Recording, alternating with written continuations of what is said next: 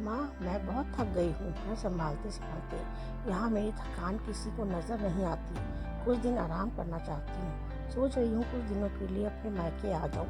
आते हुए अपने बच्चों को भी साथ ले आऊँगी। वे वहीं से स्कूल चले जाएंगे।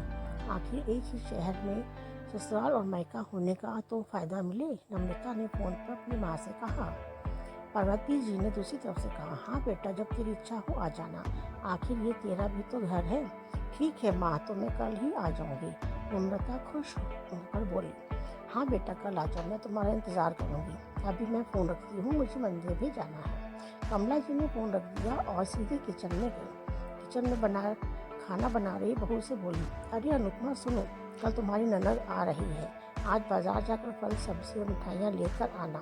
बेचारी मेरी बेटी ससुराल में नौकरों की तरह काम करती है और उस पर कोई ध्यान ही नहीं देता।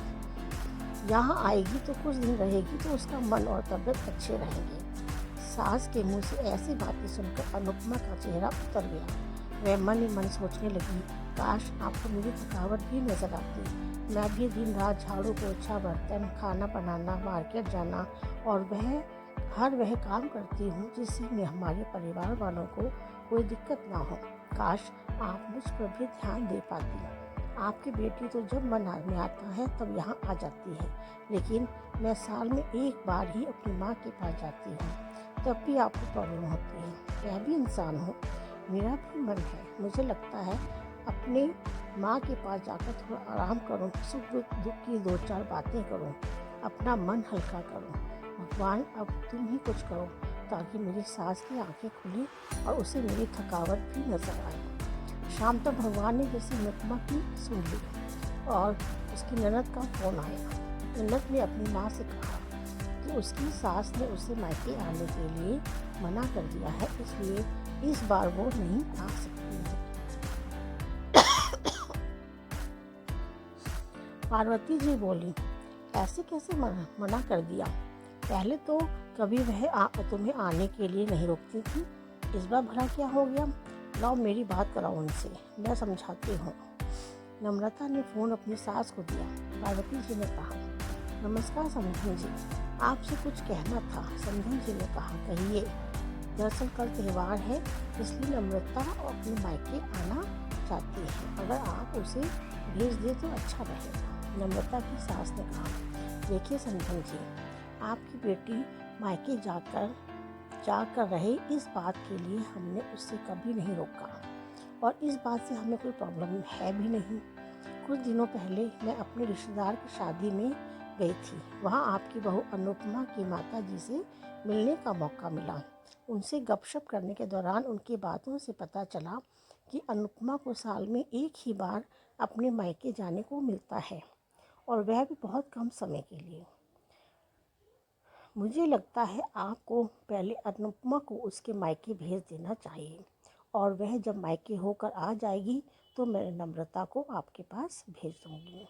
एक बहुत ज़रूरी बात जो मुझे लगता है आपको समझ लेनी चाहिए कि आपको अपनी बहू को भी बेटी की तरह या बेटी से भी ज़्यादा प्यार देना चाहिए। उसे भी मायके जाने की इच्छा होती होगी। हो सकता है नम्रता के वहाँ आने से उसकी आप भगत में करने के लिए आप उसे उसके मायके नहीं भेजती होंगी, या फिर वह आपसे कुछ कहने से अभी डरती हो। अगर आप उसको घर में ही कैद रखेंगी तो एक दिन ऐसा आएगा जब वह आपके खिलाफ़ बोलने लगेगी, फिर वह आपकी सुनेगी भी नहीं और जब चाहे तब अपने मायके जाएगी। ऐसी परिस्थिति आए, इससे अच्छा है कि आप भी कुछ बदलाव अमल में लाएं जिससे आपका रिश्ता और रिश्ते की मिठास खराब ना हो। पार्वती को अपनी समधन के हर एक शब्द में सच्चाई नजर आई। उन्हें महसूस हुआ कि उन्होंने अपनी बेटी के प्यार में अंधे होकर कभी भी अपनी बहू के मन का विचार नहीं किया। उन्होंने हमेशा ही अपनी बेटी को अपनी बहू से ऊपर रखा। दूसरी तरफ नम्रता भी अपनी भाभी के बारे में हो रही इस बातचीत को सुन रही थी। उसने भी रियलाइज़ किया कि वह कभी भी अपनी भाभी के साथ ठीक से बात नहीं करती और जब वह अपने मायके जाती है तो भाभी थोड़ी उदास रहती है। पार्वती जी ने अपनी बहू को बुलाया और उसे कहा कि अनुपमा, कुछ दिनों के लिए नम्रता नहीं आने वाली है, इसलिए पहले तुम अपने मायके होकर आओ। यह सुनते ही अनुपमा का चेहरा खिल गया, क्योंकि वह पहली बार था जब उसकी सास ने सामने से उससे अपने मायके जाने के लिए कहा था। अगले दिन अनुपमा अपने मायके गई और इस बार एक दो दिन नहीं, पूरे हफ्ते भर रह कर आई। अपने माँ बाप से, अपने रिश्तेदारों से मिलकर आई, और जब वह लौट कर आई तो उसका चेहरा खिला हुआ था, उसकी आंखें चमक रही थीं।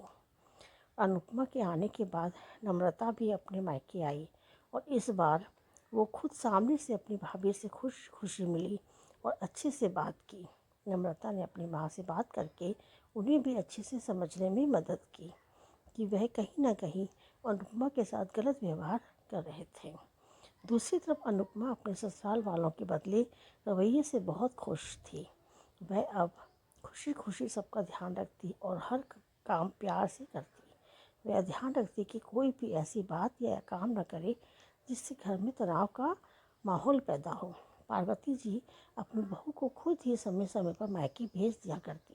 एक छोटे से बदलाव ने सास और बहू, भाभी ननद के बीच कड़वाहट को दूर कर दिया और रिश्तों को और भी ज़्यादा मीठा और मजबूत कर दिया। तो दोस्तों, कैसी लगी ये कहानी? अगर अच्छी लगी हो तो लाइक और सब्सक्राइब जरूर कर दीजिएगा, ताकि मैं आगे भी इसी तरह की अच्छी से अच्छी कहानियाँ आपके सामने लेकर आती रहूँ। धन्यवाद।